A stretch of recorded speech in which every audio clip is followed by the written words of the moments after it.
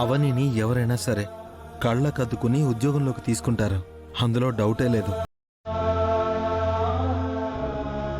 అవని, రా కూర్చో, నేను మంచినీళ్ళు తీసుకొస్తా. కూర్చో.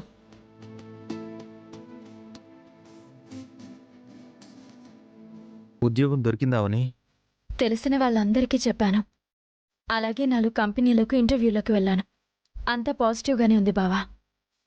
ఏ సమయంలోనైనా కాల్ లెటర్ రావచ్చు. నీ పట్టుదలకి మంచి ఉద్యోగమే దొరుకుతుందిలే. తీసుకో.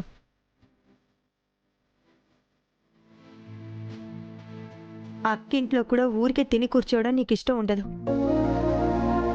అందుకే నీకిప్పుడు ఉద్యోగం ఎందుకే అని అనలేకపోతున్నాను.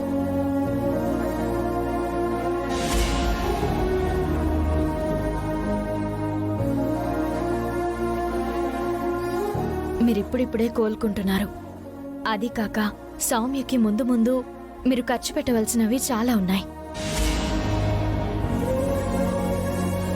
అందుకే మూలిగే నక్క మీద తాటికాయ పడినట్టు నేను నా బిడ్డ భారంగా ఉండకూడదు కదక్కా.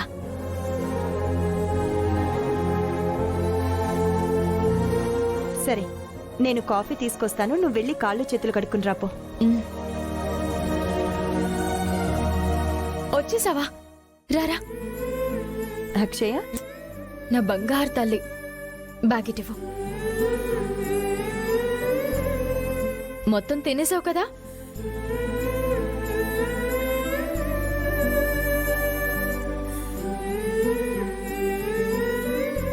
తినలేదేంటమ్మా?